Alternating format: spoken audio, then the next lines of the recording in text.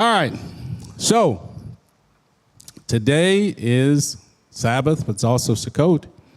And one thing that Rabbi talked about on Rosh Hashanah, and talked about it in Day of Atonement, is that the King is coming. The King is coming. And everybody got excited, and they did then too. Then he asked the question, follow-up question, will you be ready? He's coming. Will you be ready?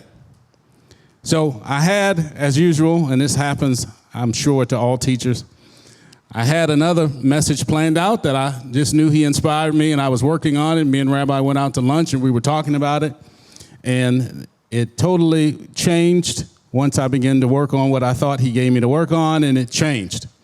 So I was here early this morning and throughout the night trying to put into words the inspiration that Abba gave me in my brain. Is that all right? So I got a little bit of something. So the idea that he gave me was prep day, preparation day.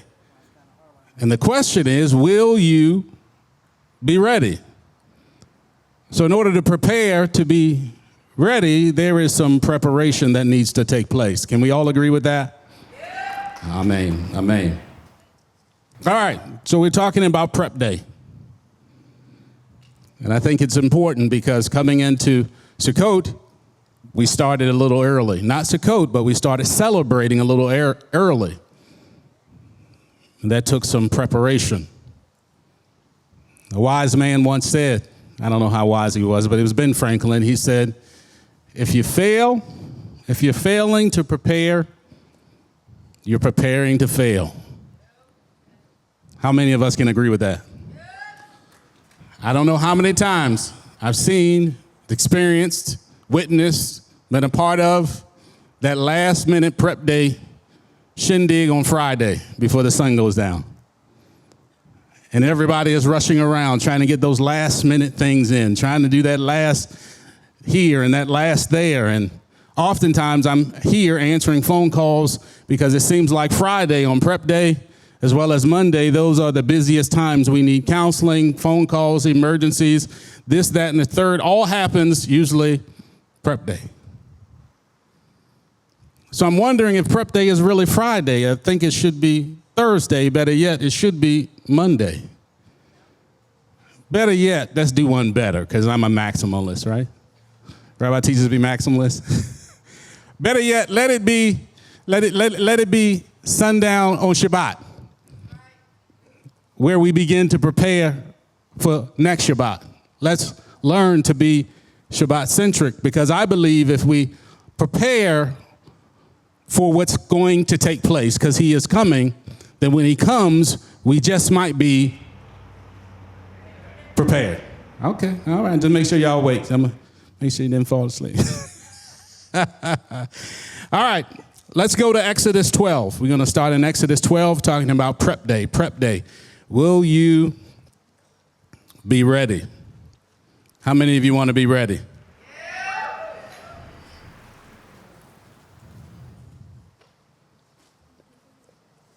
So we're going to go to Exodus 12, and we're going to start reading verse 31.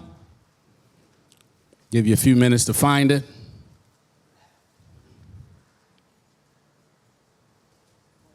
Everybody got it? All right. I'm interactive, so I'm going to call out to you. You call back, and we'll be good. I can't see half of you anyway. All right. Then he called for Moshe and Aaron by night and said, arise and go out from the midst of my people. Both you and the children of Israel, go serve Yahweh as you have said. Take both your flocks and your herds as you have said and go. Then you shall bless me too. And the Mitzrites were strong on the people to hasten to send them away out of the land, for they said, we are all dying. And the people took their dough before it was leavened, having their kneading bowls bound up in their garments on their shoulders. And the children of Israel had done according to the word of Moshe, and they had asked from the Mitzrites objects of silver, objects of gold, and garments. And Yahweh gave the people favor in the eyes of the Mitzrites, So they gave them what they asked, and they plundered the Mitzrites. And the children of Israel set out from Ramses to Succoth, about 600,000 men on foot besides the little ones. And a mixed multitude went up to them too, also flocks and herds, very much livestock. And they baked unleavened cakes, the dough which they had brought out from Mitzrayim, for it was not leavened, since they were driven out of Mitzrayim, and not being able to delay, nor had they prepared food for themselves. It's prep day. You might want to ask yourself, you ain't got to ask your neighbor this one, will you be ready? This is the first prep day. They were leaving Mitzrayim. The Israelites were leaving Egypt. They were getting kicked out. To the Pharaoh, it looked like they were kicked out because he kicked them out. But to the Israelites, they were singing, I'm coming out. Not only did they came out, they took the stuff with them. They plundered the Mitzrites when they were coming out. They took gold and silver and garments and everything that they needed or that they wanted. They plundered it and they came out. That was the first prep day. But if we read before this occasion, we know about the struggle and the strife that the Israelites faced in Egypt. We know that they suffered 430 years. They were beaten, many of them killed. But this day they were preparing to go out. They were preparing to come out with their kneading bowls that says in their garments. They were coming out. It's something about prep day that I think we forget, or maybe we haven't heard about why we do prep day and what does prep day signify. It signifies exactly what it is. It's prep day. We're preparing to meet with our King.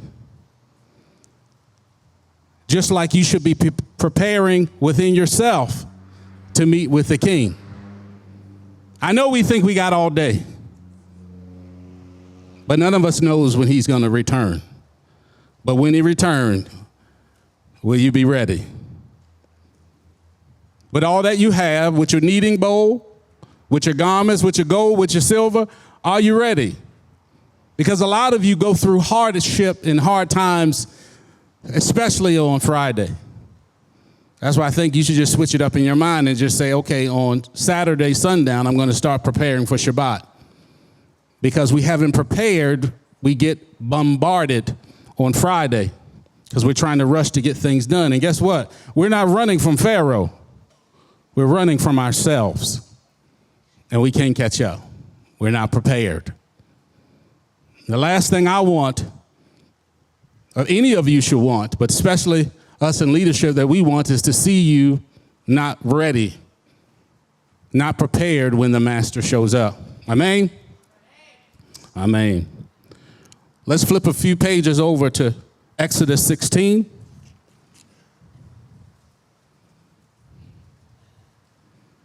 And we're going to do a little reading here from the 1st to the 28th verse.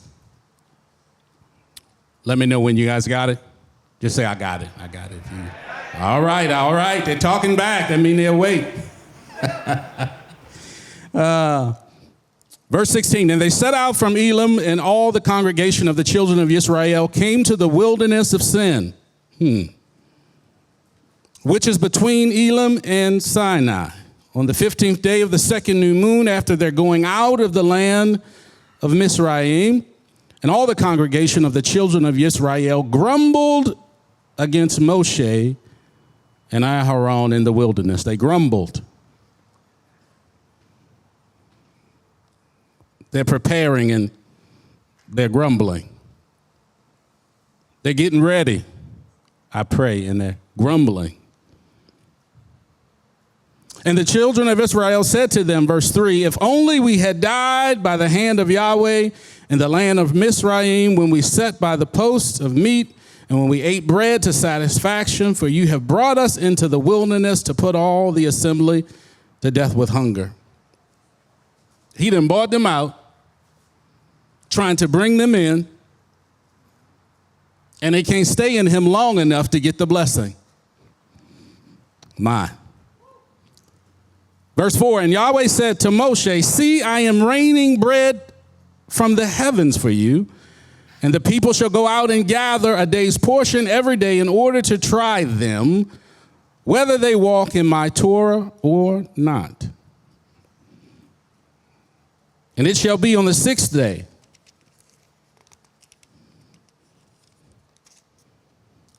they shall prepare what they bring in, and it shall be twice as much as they gather daily. And Moshe and Aaron said to all the children of Israel, at evening you shall know that Yahweh has brought you out of the land of Mitzrayim. And in the morning you shall see the esteem of Yahweh, for he hears your grumbling against Yahweh. And what are we that you grumble against us? Still grumbling. Will you be ready? And Moshe said in that, Yahweh gives you meat to eat in the evening, and in the morning bread to satisfaction, for Yahweh hears your grumblings which you make against him. And what are we? Your grumblings are not against us, but against Yahweh. And Moshe said to Aaron, say to all the congregation of the children of Israel, come near before me, for he has heard your grumblings. I think it's strange that folk got a lot to say until they got to say it to the person that they need to say it to. They can talk to everybody else. They can tell their business. They can tell your business, their business, everybody else's business. But when they get called to the carpet for their grumbling and their complaining against leadership, the authority structure in place, he said, look, y'all ain't grumbling against me. I know y'all don't like it, but you ain't grumbling against me, baby. You're grumbling against him because I represent him. And as long as I'm speaking and moving and having my being in him and I'm staying in him, everything you hear out of my mouth is from him. So be careful when you grumble. Be careful. Will you be ready? Verse 10, and it came to be as Aaron, yes, I'm in the right spot. Okay. Verse 10, and it came to be as Aaron spoke to all the congregation of the children of Israel that they looked toward the wilderness and see the esteem of Yahweh appeared in the cloud. And Yahweh spoke to Moshe, saying, I have heard the grumblings of the children of Israel. Speak to them, saying, between the evenings you are to eat meat, and in the morning you are to be satisfied with bread, and you shall know that I am Yahweh, your Elohim. How many times does he have to speak to you and tell you who he is for you to listen? What must you go through? What desert must you travel through? What wilderness do you need to go through to realize that he's already made a way for you? But yet we grumble and complain. We wonder why we're not ready on prep day. I wonder why. I wonder if we'll be ready when he returns. We got to get this right. Let's see, because this is talking about the second prep day. We're talking about the second prep day. So we're down to verse 13. And it came to be that the quails came up at evening and covered the camp in the morning. The dew lay around the camp, all around the camp. And the layer of dew went up, and see, on the surface of the wilderness was a small round substance as fine as frost on the ground. And the children of Israel saw, they said to each other, what is it? For they did not know what it was. And Moshe said to them, it is bread which Yahweh has given you to eat. This is the word which Yahweh has commanded. Let every man gather it according to one's need. One for an omer, being according to the number of beings. Let every man take for those who are in his tent. And the children of Israel did so, gathered more and some less. And they measured it by omers, and he who gathered much did not have too much, and he who gathered little did not have too little. Each one gathered according to his need. And Moshe said, let no one leave any of it until morning. And they did not listen to Moshe. He trying to help them get prepared, and they ain't listening. So some of them left part of it until morning, and it bred worms, and it stank. It's amazing in the ISR, they actually wrote stank. They did put S-T-A-N-K. They didn't put stink.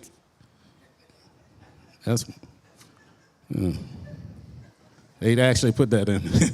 It stank. Okay, you stank. Okay. And Moshe was wroth with them because something stank, and they didn't listen. And they gathered it every morning, each one according to his need. And when the sun became hot, it melted. And it came to be on the 6th day that they gathered twice as much bread, 2 omers for each one. And all the rulers of the congregation came and told Moshe. And he said to them, this is what Yahweh has said. Tomorrow is a rest, a Sabbath, set apart to Yahweh. That which you bake, that which you cook, that which you bake, bake, that which you cook, cook, and lay up for yourselves all that is left over for you to keep it until morning. And they laid it up till morning, and Moshe commanded it, and it did not stink. There it is, stink this time, and no worm was in it. And Moshe said, eat it today, for today is a Sabbath to Yahweh. Today you do not find it in the field. Gather it 6 days, but on the 7th day, which is the Sabbath, there is none. And it came to be that some of the people went out on the 7th day to gather, but found none. And Yahweh said to Moshe, how long shall you refuse to guard my Torah, my commands? This is the second prep day. He brought them out of Egypt, prepared them, and they left out. Now they're in the wilderness, playing with stinky stuff. They didn't see all that Yahweh did in Egypt. They witnessed it. These weren't the ones that were left after they went in the land. These were the ones that came out of Egypt. They witnessed what Yahweh did. Still, they're not listening. Still, he has to remind them over and over and over and over again. He has to remind them of how he brought them out to bring them in. And yet, instruction goes out, and they still are disobedient. I don't know nobody like that.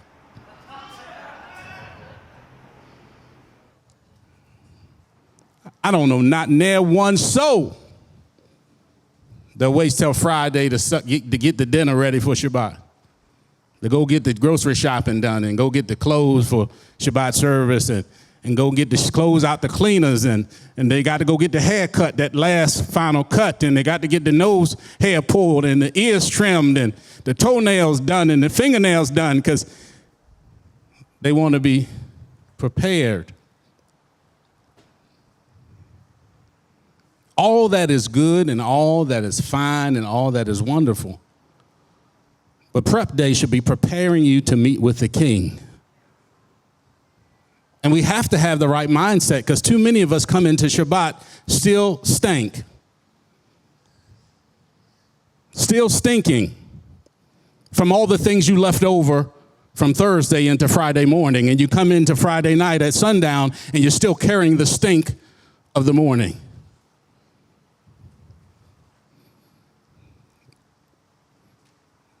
And then you got the audacity that can't lift your hands if you want to because you're tired. You can't give him a praise because you're worn out. And I wonder if he showed up in the midst of your unpreparedness, what would your answer be? I was too lazy. I was too slothful. I didn't plan far enough in ahead. I didn't save enough. I didn't do enough. I was just going on with life. And I think the reason that happens is because we don't realize that any moment, whether it be Sabbath or not, he is returning for us. But there is no guarantee for any of us that we're going with him if we're not ready. You can hope, you can cross your toes, cross your fingers, bend over backwards. If you are not prepared, you are not going. Now, we talk about the physical stuff.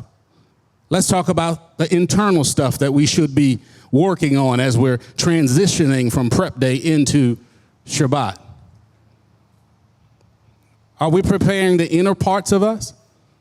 Are we preparing our mind as much as we prepare our toenails and fingernails and haircuts and laundry and this, that, and the third? You didn't clean it. You cleaning your house. You cleaning your house Friday morning. That house should have been clean on Wednesday. Well, that's the Southern coming out Wednesday. Wednesday. Wednesday, like I said. Y'all heard me. But why are we not ready? Do you know the undue burden and stress you put on you and everybody around you when you're not ready when you need to be? You rushing all around. Everybody got to stop what they're doing to rush all around and accommodate you because you wasn't ready. Y'all keep on playing, you're going to be loud. Verse 27, let's go back there for a second. And it came to be that some of them people went out on the seventh day to gather, but they found none. They not listening. That's for all the people that forgot they needed gas and now the Shabbat. They going out to get gas because they weren't prepared. Oh, the boss made me. Oh, no. Oh, this one made me. Oh, no. You weren't prepared. Oh, I forgot. Wait a minute. I forgot to get food. Not that I had it prepared and I left it home, because that happened. No, I forgot that I had to eat. I forgot when the sun was going down. I forgot to set an alarm to remind me that the sun was going down at 7:15, and so when 7:30 came, I wasn't ready. And then I get that phone call. Thank you for calling m.t.o.i. in Shalom. Elder Billy, can I help you? Is it an ox in the ditch because my alarm didn't go off on Friday? Wait a minute. Maybe I done went back in time. Is this Thursday? Is this Wednesday? Is this Tuesday? This got to be Monday. I said, ox in the ditch. If somebody died, I forgot to get food. Well, I guess you're going to be fasting. You can practice your Yom Kippur before. You're going to be fasting. Ask me. You're going to go out anyway. Hard head. Make a dead behind. Forget soft. You're going to be dead. You're going to miss it. Because you won't do what you want to do. Y'all know anybody like that? I don't know. Near one. That was a fake phone call that I just talked to. That was a fake one. Yesterday. No, I'm kidding.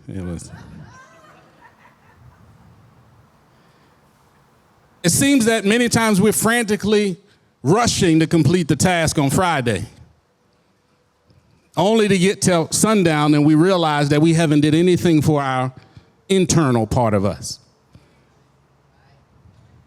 We ain't got prepared in our mind, in our mental, in our marriage, with the kids, ain't nothing settled. And we're going into Shabbat with all this crap, literally, all this stink, all the worms and the stink is all over us, and we're carrying this into Shabbat, and we wonder why we get to service and we can't let go. I'm trying to get you to let go of the regular stuff, not the extra stuff you didn't carry it in because you ain't had time to prepare to get rid of it before you entered in. With the clean hands and the pure heart. No, we come in with baggage. And we have excuses. This happened and that happened and this happened and that happened. You know what I tell staff, and I've told many staff that's worked for me over the years, I say excuses are for you. The excuses are to make you feel better about the situation, but they ain't changing what I think about it.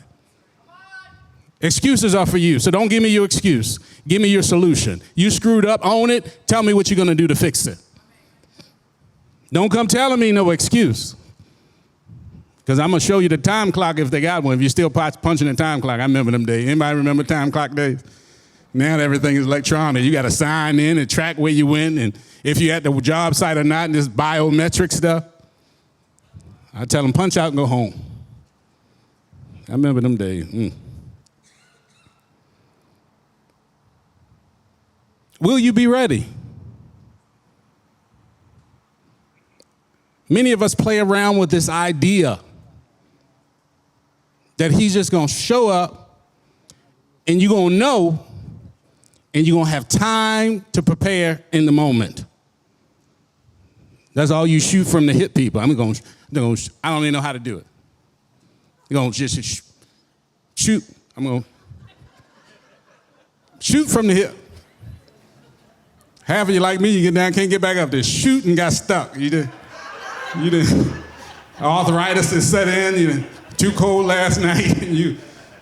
Because you shooting from the hip. You better get prepared. Think it's funny now. It ain't going to be funny when it show up. We're going to get into that in a minute.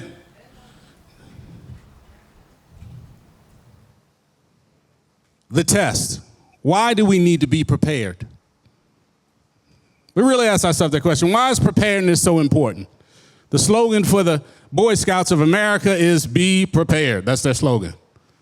So they teach you how to do everything. Live off the wilderness, eat the bark, tie a knot, everything you need to survive. The Boy Scouts teach that to the Boy Scouts.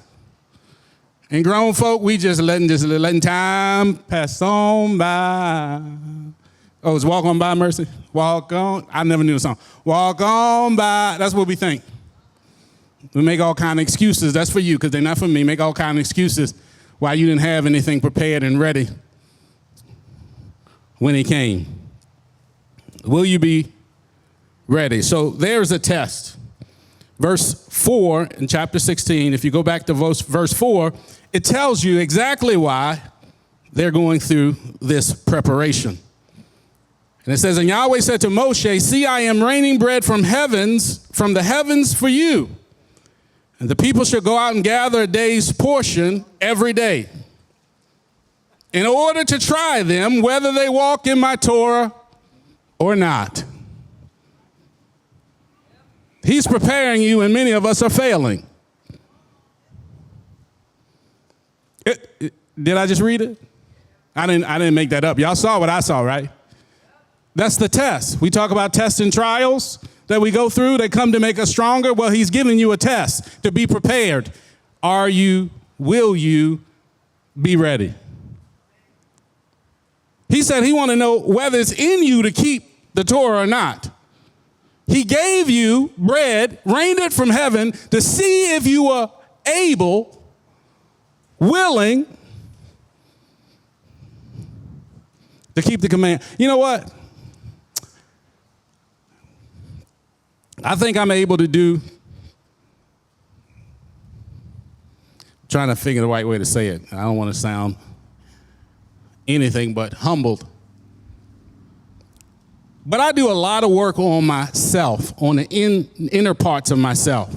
I'm always checking. I'm always doing inventory. When I wake up in the morning, I'm taking inventory. Before I go to bed, I'm taking inventory. I'm asking my wife during the day, baby, am I all right here? Baby, are you okay? Is everything good? Do you need this? Do you need that? Because I need to be available for you guys. I need to be available for the people that make excuses to not get themselves right. So I can help you curtail going into Shabbat unprepared. And I think you really need to reflect, take a self-inventory, and how have you not prepared in your life? Are you caught up blaming folk? Is it the wife's fault, the kid's fault? Is it the job's fault? You need to own, men, you need to own it.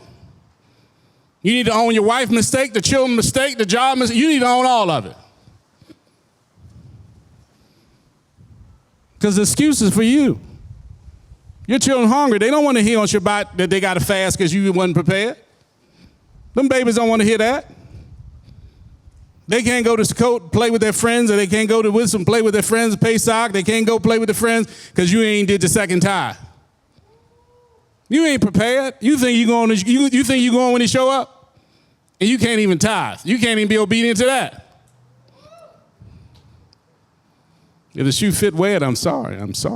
I'll squeeze you later. I will give you a hug. But I want you to be ready, because all the hugs in the world is not going to save you when he comes and you're not ready. And only he knows I don't want to be standing on the sideline. If we get to watch the people, like if we in line and we get to watch everybody else in line, I'm not even going to turn around. I'm going to cry about everybody in front of me. that's ready to answer when he show up. I'm not looking behind me to see who made it, who didn't make it. I'm staying there for me. You better grab a hold of somebody that's going where you're trying to go. Hopefully that's why you're here. That you're following the ministry.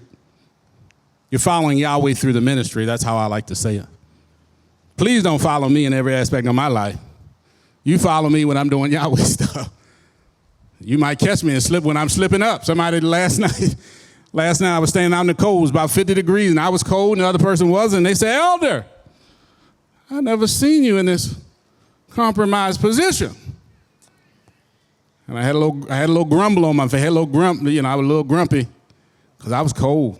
And I'm standing outside waiting, practicing patience. And she said, but you're so nice, Elder, and I never knew you had it, you had it in you to even have a. But she ain't see me when the office closed, and I'm thinking, composure, trying to keep composed. Let's say, I'm learning patience.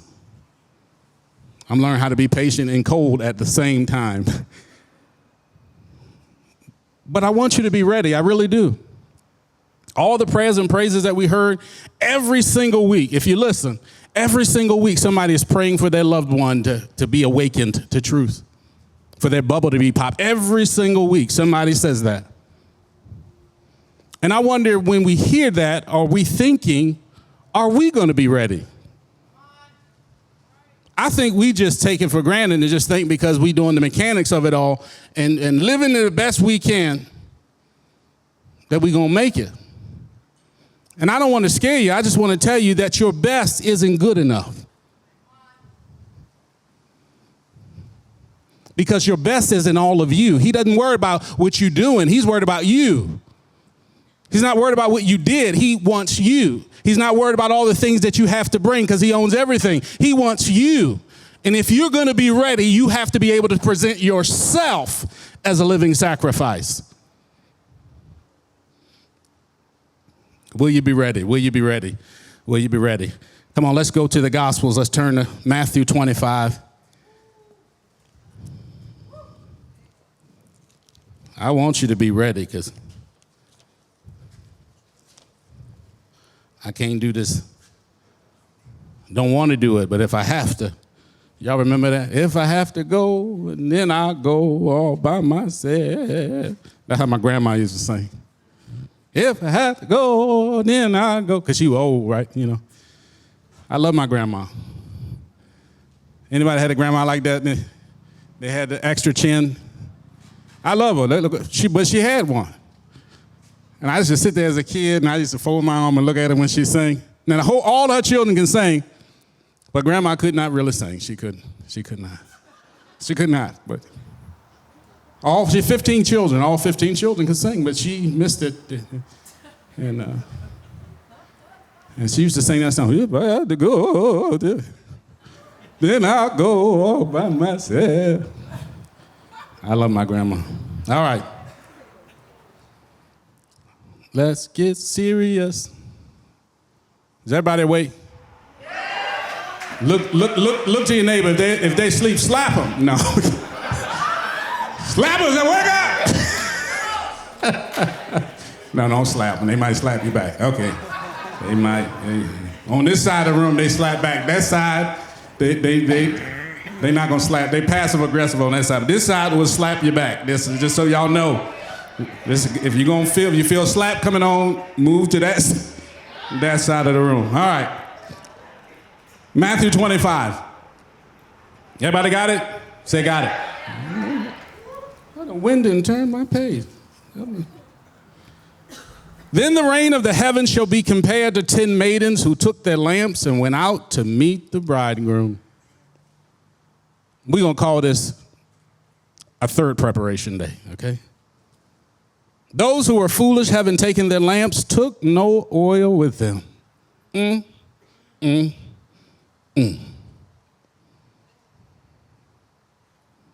Wait. All right, so you're going out to meet the bridegroom, and you think the bridegroom is coming when they supposed to come. Anybody ever been married and they waited? They waited, especially the bridegroom. The bridegroom's usually the ones up there waiting 3 hours for the bride to come out because she ain't never ready on wedding day. She's supposed to be out at 1:30. It's 5 o'clock. We still standing there. Do I really want to do this? I don't know if I want to do this. And then she come out and you bright, you smile and you see how amazing they look. Then you start crying with a half a tear like me. But they took no oil with them waiting for the bridegroom, but the wise took oil in their containers with their lamps. Now this is something a little different when you get to 5. It says, now while the bridegroom took time, they all slumbered and slept, because it's usually the bride taking all day. But we understand that Yeshua is telling this parable about you being ready and being prepared when the bridegroom comes. Isn't it funny how he wants you to be prepared for his return that he doesn't even know when he's going to return? But because of his loving commitment and Abba loving us so much, he allowed his son to help us, to instruct us to be ready, because we don't know when he's coming. Guess what? He don't know when he's coming. So for all those people that Rabbi always talk about naming dates, Yeshua don't know when he's coming. It's in the book, Casey, that he don't even know. But why he took his time? See, y'all don't know when he's coming, so y'all think y'all got all day to get prepared. Y'all slumbering in sleep. And I look up slumbered. I thought I knew what it was, but it's been a long time since I had to look at the dictionary. And I looked up slumbered, and it said slothful,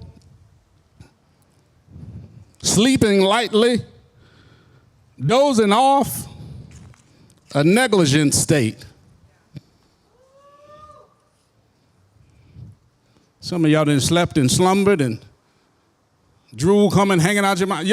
One day I'm going to get y'all glad I sit in the back, because when I hear the stuff that y'all see, when I hear y'all different ones y'all talk about, what y'all see, and then I hear it, and then I tend to look around every now and then, because I look around. I try not to look around because I want to get distracted, but I look around, people.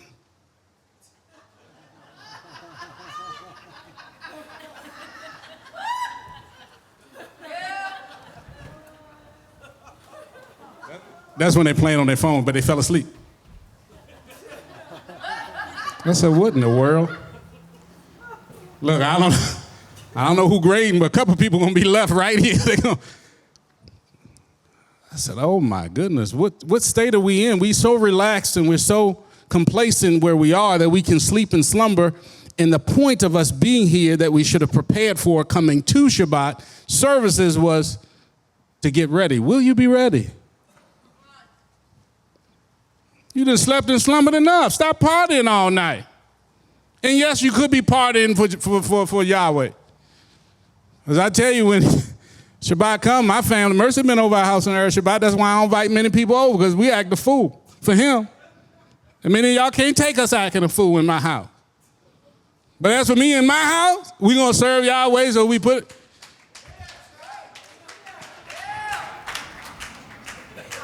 Hashem Ale, Hashem Ale. Y'all don't know that. Y'all better get some Hebrew music so y'all can figure out.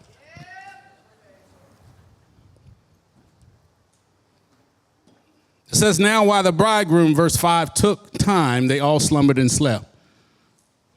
He's letting you know that he ain't coming when you think he coming. But he don't know when he coming. But when he comes, he wants you to be ready. And it said, at midnight. Somebody say at midnight. Y'all know about at midnight. A cry was heard, see, the bridegroom is coming. Go out to meet him.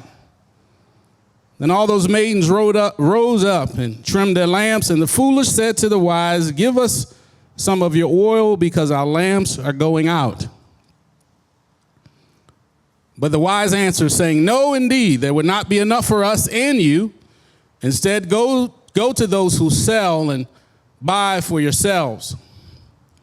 And while they went to buy, The bridegroom came, and those that were ready went with him to the wedding feast, and the door was shut. Those that were ready went with him.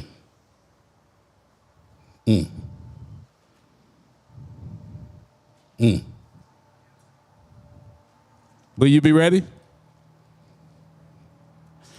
Why did they slumber and sleep? You ever think about that? Or did you think about it when you're like, why would he slumber and sleep? It's I guess, logical to think they slumbered and slept because he was taking too long for them. The bridegroom is coming and the bride is sleeping, slumbering. I was going to bring my chair out, but I'm not going to bring the chair out. I don't have time to bring the chair out. I show y'all some faces, how the people be slumbering and sleeping, doing services.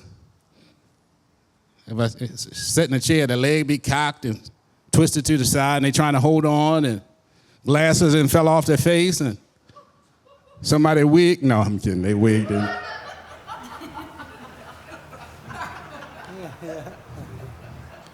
We laughing, but it's the truth. You be sitting right here. He gonna show up. Your neighbor gonna wake up, wipe the drool from their mouth, only to find out they missed it. Door was shut.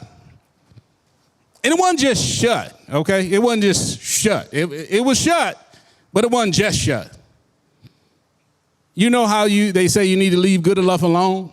Good enough alone? Well, let's read a little more. Let's read.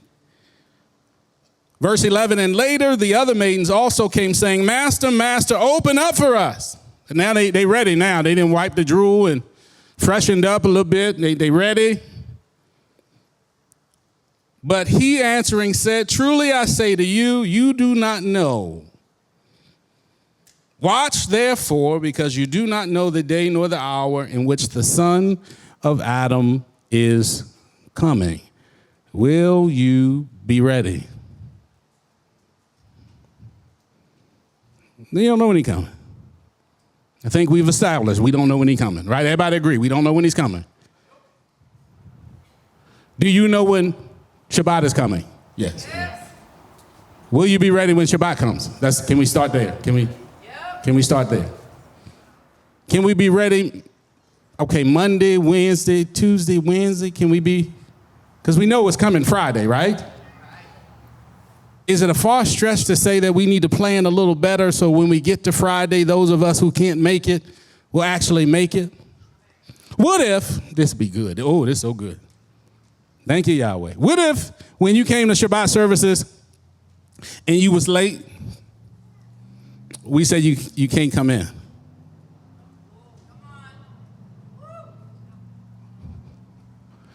What if we say if you didn't stay the whole service? Now, we know we ain't going to say it. What if we said because you ain't stay the whole service,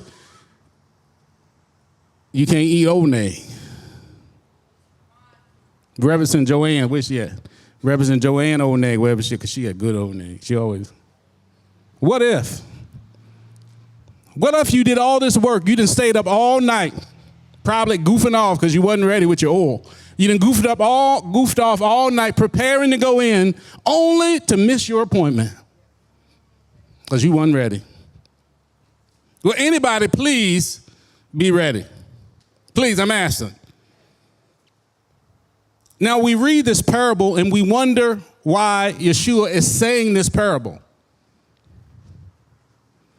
If we go over one chapter, 24th chapter, Matthew 24:15,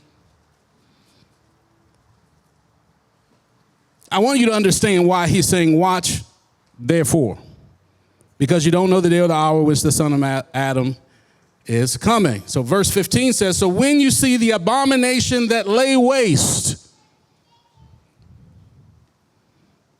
when you see the abominations that lay waste, see, we've been playing around up until this point. We heard the story. We said, okay, I'm going to get the oil. I ain't going to stay up and party. I'm going to make sure I got enough. I make sure I'm going to be prepared. But this preparation is because of what he's talking about in 24. 15 is saying at the end of all this nonsense, because he's talking about all kinds. You could go back and read it. I ain't going to read it now. I might scare half of you, half of the rest of you fall asleep. I don't know. But he's talking about the prophecies that Daniel talked about with the end times. From verse 1 to verse 14. Verse 14 said, and this is the good news of the reign shall be proclaimed in all the worlds as a witness to all the nation, and then the end shall come. Go back and read it so you have a better clarity of why this parable is talked about in 25. Talking about times so bad that people are hiding in the mountains, can't even come down. It's talking about death. Everybody interested in the end time, the end time, the end time. Guess what? You go ahead and read about it. It's the reason that he gave you the test that we read in Exodus to see if it's in your heart to go through with this. Because this ain't no game. This isn't playtime. Are you going to be prepared when the time comes? Many have said, even some of Yeshua's disciples say, didn't they? I will never deny you. Said, but before the cock crows 3 times, you deny me. Did it not happen?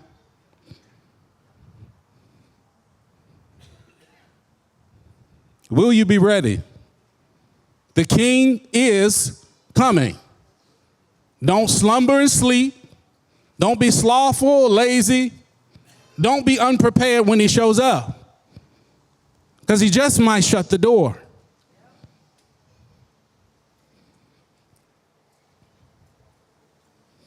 Let's go over to 24 and 42. Watch therefore. What is he talking about? Everything after 15 to 42. He said, watch therefore. You do not know what hour your master is coming. And know this, if the master of the house had known what hour the thief would come, he would have watched and not allow the house to be broken into. I don't know how many times he has to reiterate and switch up the way you receive it just so you can get the idea that you need to be prepared. So he used 5 wise and 5 foolish later in 25, but he's stopping here to talk about a thief that's broken into your house. And I know we in down the south and everybody carrying guns, and I understand that. I'm from the north, and just about nobody's allowed to. And everybody talk about the Meat Castle Law. I know the Meat Castle Law started in 1996. But guess what? The Meat Castle Law doesn't work in every state, which says if somebody comes in your house with a dangerous weapon, like if they come in with a gun, in some states you got to use force with the same amount of force. So you could be charged, go to jail for somebody that broke in your house if they came in with a knife and you shot them with a gun.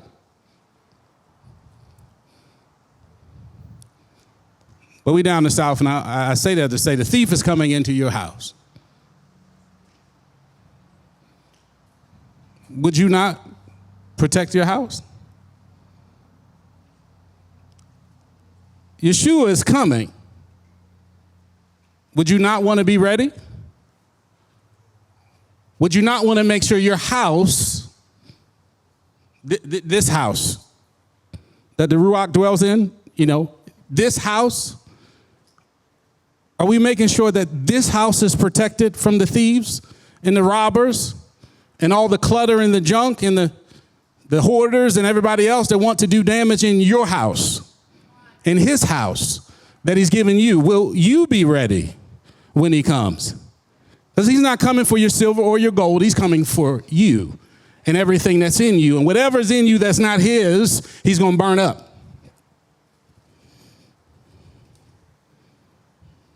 And unfortunately, a lot of people are going to find out in that day when they talk about the weeping, gnashing of teeth. They may be one of the ones.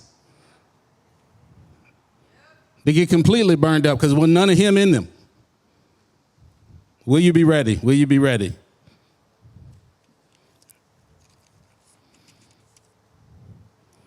Verse 45. I'm sorry, let's go back to 42. Watch therefore, for you do not know what hour the master is coming. And know this, that if the master of the house had known what hour the thief would come, we would have watched and not allow his house to be broken into. Because of this, be ready too. Listen, because of this, be ready too. For the Son of Adam is coming at an hour when you do not expect him. 45, who then is trustworthy and a wise servant, whom his master set over his household to give them food in season? Saying, who are you? Are you trustworthy and wise? It says, 46, blessed is the servant who his master have coming shall find him so doing.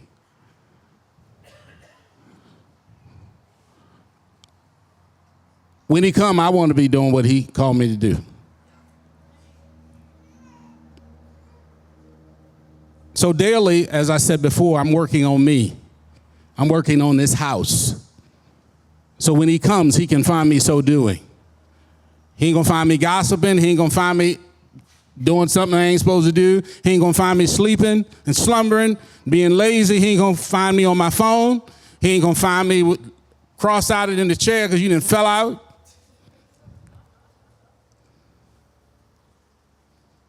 I want to hear him say, well done, my good and trustworthy servant, and find me doing what he's called me to do. Amen?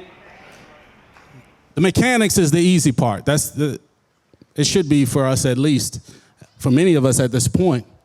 The harder part is what Rabbi talks about all the time, is that inner man, that inner house that we need to be cleaning and working on.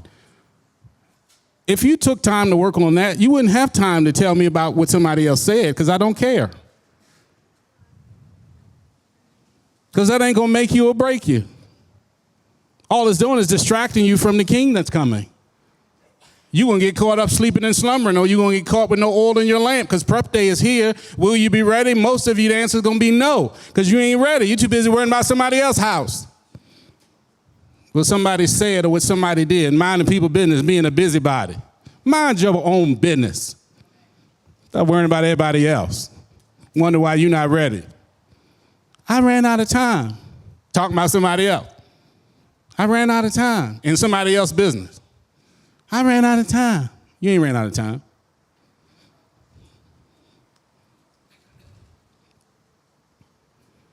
Find so doing. I'm going to tell you, I got a couple minutes. Sukkot came. And at the end of Pesach, around June, I began to order the things that we needed for this event back in June. I like to be prepared. I don't like last minute. I don't know how to shoot from the hip and all that. I don't like it. I can if I need to. I don't like it because I don't like being unprepared. I know somebody back there minding my business. Somebody, oh, he blue. I got all the colors. So I represent all of you. Prayerfully, it's the good parts of it, but I don't know. But I got all of them. But I like to be prepared. So in June, I ordered all this stuff, the tents, the toilets, the mobile minis, everything that you see, the 2 dumpsters, and Shaman's Waffle helped me with a lot of it, and thanks be to Yah, I'm going to hand a lot of it over to him for the next feast. But I had it all ordered. October 3rd, it was showtime. We were supposed to bring everything here. Everything's supposed to be set up. And my stuff that I ordered wasn't here. Some of the most important things we needed, the mobile mini out back and the safety mobile mini, we didn't have it. Wasn't here. Me, the one that has to plan and make sure I did my due diligence and I was prepared and I had all my T's crossed and my I's dotted. Everything was in place. And I'm calling. I was like, where's my mobile mini? We got a tent that's up. We got people coming, and my stuff is not here. And I prepared, and it's not here. They made all kind of arrangements, lied, tricked, whatever they did. We got something. It's not what we asked for, but we got something to make do. But I say that to say, even when you are prepared, things could still happen. But let the things that happen not be your fault. Let it not be your fault. If you made preparations and you planned to be ready by Shabbat, which we know is now Tuesday and Wednesday, remember that? If you plan enough time, if something happens on Thursday or Friday, you got enough time to respond to it. But most of our not being ready is simply because we're not prepared. So let's talk about the inner part for a little bit. Why are we not prepared on the inside? Because we either got too much past in our present, which is what? What is that called? See who was sleeping when the rabbi was teaching that. Too much past in your present is called what? Depression. Yeah, somebody said it. And too much future in your present is called what? Anxiety. Y'all done been in counseling. Who didn't? Who? So a lot of you can't be present. Some of you will physically be there when he arrives, but you won't be there mentally. You won't be there emotionally. You won't be there spiritually, because inside, even though your body is there, your insides are not there. They're not lining up. Somebody asked Rabbi when we did the mikvah, can they do the mikvah again, and could they do the declarations again? And I was sharing with them that we had a couple that would do the mikvah declarations every morning as a part of their prayer time. And it's okay. And I think that's a very good way. It's on our website if you need it under mikvah declarations. But it's a great way when you wake up in the morning to get that alignment. To get off the throne or kick whoever's on the throne off the throne if it's not the Almighty, so you can get an alignment on who you're serving.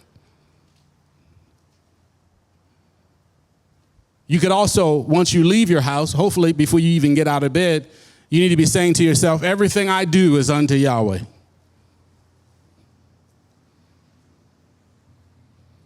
Some positive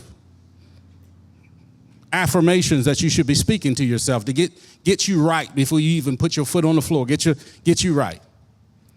You open your eyes like you do when you sleep in here. You open your eyes. Yah, I love you. Abba, I love you. Thank you for waking me up. Help me to set my mind and my heart on you. Help me to let go of anything I may be holding on to that might stop me from receiving all that you have for me today. I want to give you complete control of my life. I want you to rule and reign, lead and guide me, give me your wisdom and your knowledge and your understanding so I can be the best me I can be for you.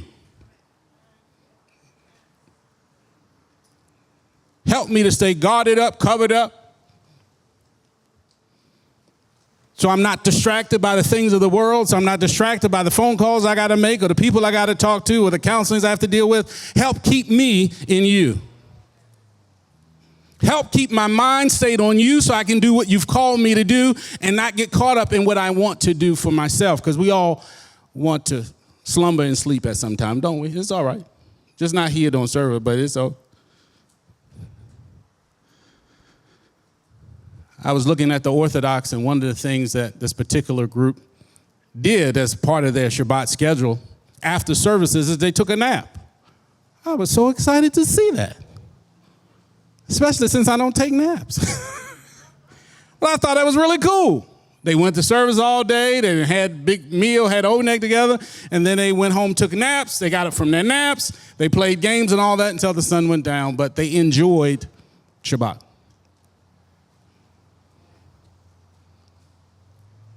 This journey should be enjoyable.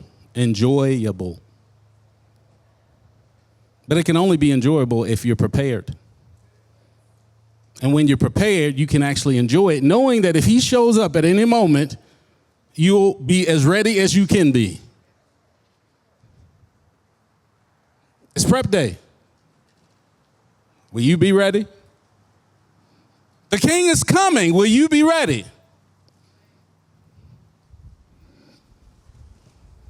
Half of y'all, when the parable, when he shut the door, I imagine there's maybe windows in the parable, because it's a parable, so it's a story, right? Imagine there's windows, and some of you, nosy roses, want to look out the window. and see who ain't get let in.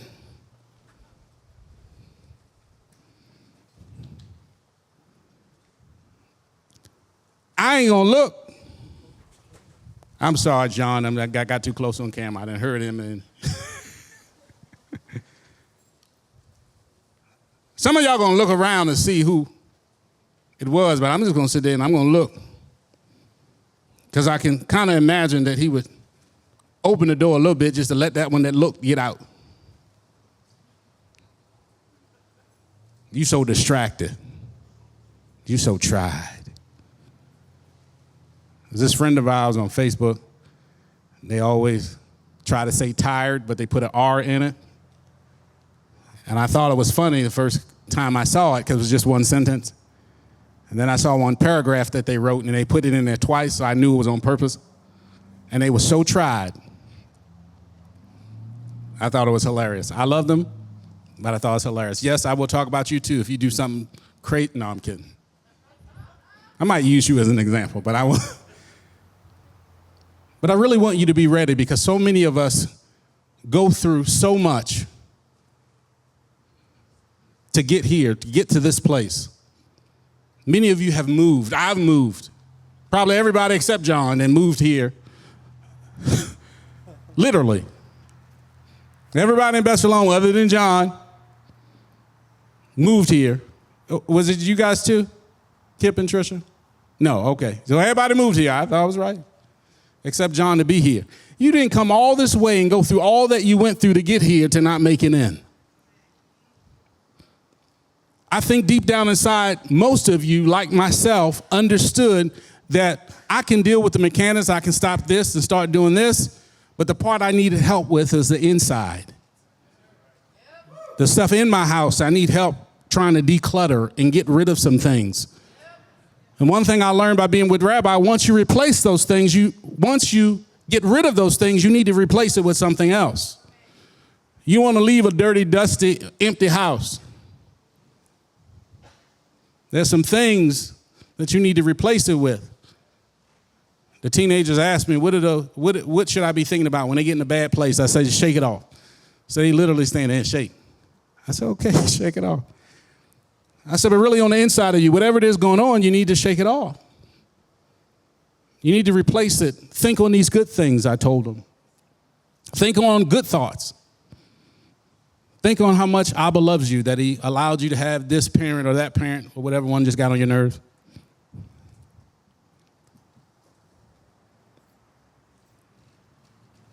But when he comes, will he find the good that he put in you? Will he find all the good? Because there's nothing good in you but what he is in you. So all the rest you can just chalk up and you can put on your list to get rid of. But will you be ready?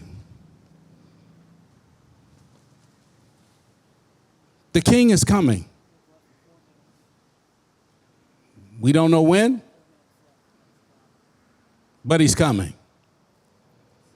And when he comes, his desire is that we would be ready to receive him, that he would find us so doing, not sleeping, not slumbering, not going to the store to get oil on Shabbat because you ran out and it was an ox in a ditch for you. No, you missed it. It's amazing how many people miss the holy days. As much as we have these announcements that people complain about, we say all the time, and people still miss it. I guess they go to the bathroom, no announcement. I don't know what they do, but they miss it. I don't know how you miss it. A lot of people missed it because they failed to prepare. They failed to plan. So by default, they failed. I want you to be ready. He wants you to be ready. Our job is to help you be prepared for when the king comes, you can say, Hineni. Whatever I am, whatever you wanted me to be, whatever I was supposed to be, all I know is that I'm here and I'm available to you. Hineni, here I am. All of my faults, all of my failures, the stuff I messed up, the stuff I forgot, the stuff I tiptoed around on purpose because I didn't want to deal with it. I need you to deal with me and deal with all that I am, because all that I have that is good is from you, and I just need to be ready. I want to be ready. Will you be ready? Amen. Let us pray. Almighty Abba, we just thank you for all that you are and all that you have put in us to test us and try us and see if it's in us to be obedient. See if it's in us to be prepared. See if it's in us to be awake, to be alert, to be watchmen, to watch therefore, that you might find us doing when you return. We thank you for the guidance and the heeding and the correction. And we thank you for the love and the commitment, the loving kindness that you've shown us, Abba. And we just ask you to help us to be prepared. Help us to be ready. Be ready in our thinking. Be ready in our spirit. Be ready in our mind and our emotions. Be ready to receive the bridegroom. No matter when he shows up, we just want to be ready. And we practice each and every week. We should be practicing even on a daily basis to be in a state of preparedness, that you might receive us, find us so doing when you return. So we thank you, we love you, we say these things in the name of Yeshua, our Messiah. Amen. Amen. Amen. Come on, give him a praise.